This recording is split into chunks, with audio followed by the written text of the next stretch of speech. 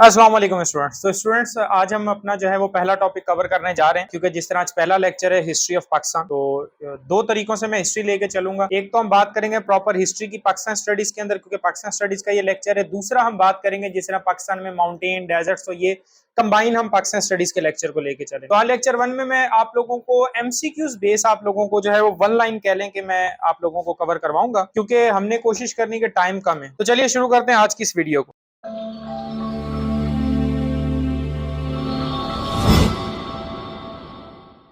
अच्छा देखिए, सबसे पहली चीज जो इसके अंदर हम पढ़ेंगे वो है गवर्नर जनरल्स। गवर्नर जनरल की अगर मैं बात करूं तो देखें, सबसे पहले हम जो चीज पढ़ रहे हैं वो है, तो देखें सबसे पहला तो हमारे पास, आप सबको पता है हमारे जो पहले गवर्नर जनरल थे वो थे कायदे आजम। दूसरे पे हम अगर बात करते हैं तो वो थे सर ख्वाजा निजामुद्दीन। थर्ड पे अगर हम बात करें तो थर्ड पे हैं सर गुलाम मोहम्मद, सर गुलाम मोहम्मद। और फोर्थ पे अगर हम बात करें तो वो हैं सिकंदर मिर्जा। तो स्टूडेंट्स ये सिकंदर मिर्जा के बारे में एक चीज जरा नोट डाउन कर लें आप लोग, जो कि अक्सर बताई नहीं जाती। वो ये है कि ये हमारे जो हैं वो लास्ट गवर्नर थे।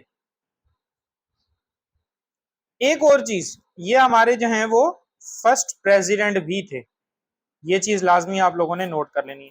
अच्छा, दूसरी चीज जो इनके बारे में बताई जाती है वो बड़ी इंपॉर्टेंट है कि इनकी जो है वो बॉर्न और डेथ डेट वो जो है वो दोनों सेम है, इनकी दोनों सेम है। और वो जो है वो हमारे पास कौन सी है, इनकी 13 नवंबर। अच्छा स्टूडेंट्स, मैं कुछ चीजें जो कि अभी आपके साथ जब नोट्स भी शेयर करूंगा तो कोशिश करें कि आप ये ना समझेंगे सर नोट्स और ये चीजें आप सेम पढ़ा रहे हैं। कुछ चीजें ऐसी होंगी जो कि हम यहीं पे उसके बारे में पढ़ेंगे। अच्छा, एक अगली जो अगर हम मैं टर्म के बारे में बात करूं तो वो है सीज फायर। इसके बारे में आप थोड़ा सा डेफिनेशन क्लियर कर लें कि सीज फायर कहते हैं फायर को रोक देना। अगर एक कंट्री किसी दूसरी कंट्री पे जो कोई फायर करता है तो उसे कहते हैं सीज फायर, फायर को रोक देना एक एग्रीमेंट होता है। तो एक एग्रीमेंट हुआ था पाकिस्तान एंड इंडिया का। वो एग्रीमेंट जो है वो हमारा हुआ था, पहला एग्रीमेंट 1 जनवरी 1949 को। यहां तक क्लियर? अगर कोई चीज आपकी फिर भी साथ साथ कोई क्वेश्चन हो तो कमेंट में लाजमी पूछ लीजिएगा, मैं इंशाल्लाह आपको जो वो साथ साथ क्लियर करता जाऊंगा। अच्छा, उसके बाद एक और टर्मिनोलॉजी जो कि आपके नोट्स के अंदर अभी जब मैं शेयर करूंगा वो नजर आएगी आपको, वो होगी कॉन्स्टिट्यूएंट असेंबली। ये चीज थोड़ी सी क्लियर कर लें कि हमारे पास कॉन्स्टिट्यूएंट असेंबली है क्या। जो हमारा जो है वो ये इन सिंपल, हमारा जब हम आइन बनाते हैं, आइन बनाने के लिए जो हमारी असेंबली होती है उसे हम कहते हैं कॉन्स्टिट्यूएंट असेंबली। अच्छा, अब इसको मैंने क्यों पढ़ा है, क्योंकि इसके रिलेटेड कुछ सवालात हैं। तो पहला सवाल जो इसके अंदर आ सकता है वो आपके पास कि हमारी जो फर्स्ट कॉन्स्टिट्यूएंट असेंबली थी, फर्स्ट हमारी कॉन्स्टिट्यूएंट असेंबली थी, उसका चेयरपर्सन कौन था, जिसने जो है वो सेशन क्या किया था, इनॉग्रल, जिसके पास सेशन था, सेशन का इनॉग्रल किया था, तो वो कौन था?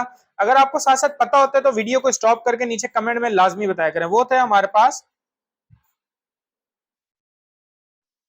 जोगिंदर नाथ मंडाल, जोगिंदर नाथ मंडाल। अच्छा, एक और बड़ा इंपॉर्टेंट सवाल है कि जब कायदे आजम गवर्नर जनरल बने थे, कायदे आजम जब क्या बने थे, मैं शॉर्ट फॉर्म में लिख रहा हूं, आप लोग सुनते जाएंगे गौर से। गवर्नर जनरल बने थे तो ओथ किसने उठवाया था, मतलब हलफ कौन था जिसने जो है वो ओथ उठवाया था कायदे आजम से?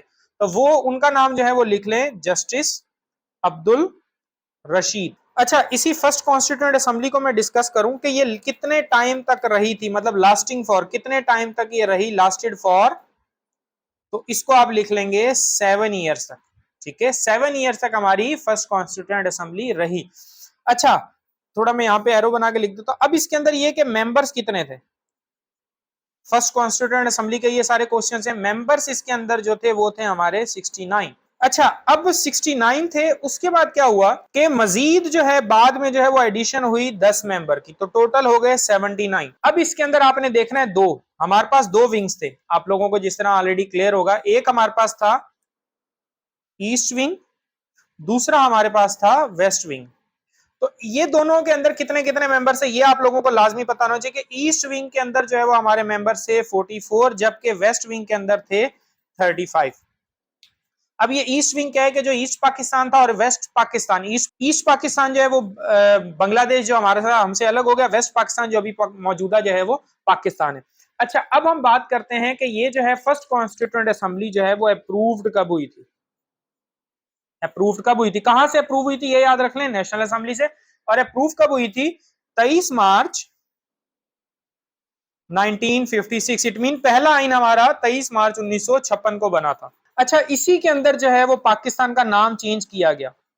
पाकिस्तान के नाम को क्या नाम दिया गया, इस्लामिक रिपब्लिक ऑफ पाकिस्तान, ये इसका कंप्लीट नाम दे दिया गया। तो स्टूडेंट्स कुछ चीजें मैंने यहाँ पे लिखी थी, वो उस वीडियो में जो है वो कट रही थी, तो अब इसको देख लें, जो मैंने रिपीट कर देता हूँ कि मेंबर्स कितने थे फर्स्ट कॉन्स्टिट्यूएंट असेंबली के अंदर 69, बाद में 10 ऐड हुए तो वो हो गए 79। इसके अंदर दो विंग्स थे हमारे, ईस्ट विंग और वेस्ट विंग। ईस्ट विंग के अंदर 44 थे, वेस्ट विंग के अंदर 35 थे। ये अप्रूव हुई नेशनल असेंबली से 23 मार्च 1956 में। पाकिस्तान का नाम इसमें चेंज करके रख दिया गया इस्लामिक रिपब्लिक ऑफ पाकिस्तान। एक चीज जो इसी के साथ में आप लोगों को क्लियर कर दूं, वो ये है कि ये जो है वो जिसको हम कहते हैं कि डिसॉल्व कब हुई, हमारी पहली असेंबली जो है वो डिसॉल्व कब हुई। डिसॉल्व जो हुई थी वो हुई थी अक्टूबर 24 1958 में। और किसने किया था, नाम अगर आप स्टूडेंट्स बता सके तो कमेंट लाजमी करें। तो वो थे मलिक गुलाम मोहम्मद। ओके, उसके बाद हम आ जाते हैं first martial law. First martial law, अब फर्स्ट मार्शल लॉ के अंदर क्या चीजें आ जाती हैं। फर्स्ट मार्शल लॉ सबसे पहले के इंपोज कब हुआ, इंपोज हुआ था 7 अक्टूबर 1958 में। अच्छा, ये जो इंपोज किया था वो किसने किया था, सिकंदर मिर्जा ने। अब जब ये इंपोज हुआ तो उसके बाद जो है वो चीफ मार्शल एडमिनिस्ट्रेटर बन गए अयूब खान, और प्रेसिडेंट कौन थे, सिकंदर मिर्जा। ठीक है। अच्छा, उसके बाद देखें कि 1956 का जो आइन था, 1956 का आइन था, उसके अंदर आर्टिकल्स कितने थे।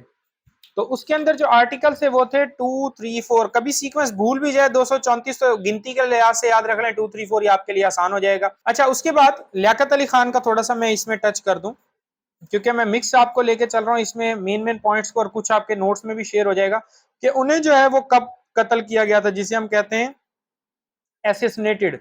तो उन्हें जो एसेसिनेटेड किया गया था वो किया गया था 16 अक्टूबर 1951। अच्छा, उसके बाद एक चीज के हमारे पास जब वॉर हुई थी 1965 की, 1965 वॉर हुई थी, तो इंडियन प्रेसिडेंट कौन था, क्योंकि ये बहुत इंपॉर्टेंट सवाल है और ये बहुत दफा जो है वो रिपीट भी हुआ है। वो था लाल बहादुर शास्त्री। तो स्टूडेंट्स ये कुछ मैंने बेसिक सिर्फ आपको छोटा सा इंट्रोडक्शन देना था। अभी आपके साथ 50 क्वेश्चंस में शेयर कर रहा हूँ, एमसीक्यूज की शक्ल में ही होंगे, उनको आप लोग अच्छे से पढ़ लेंगे। मजीद उनके अंदर से कोई चीजें होती हैं तो आप लोगों ने मुझसे लाजमी पूछनी, ताकि उसके लिहाज से मैं फिर आप लोगों को जो है वो गाइड करूँ।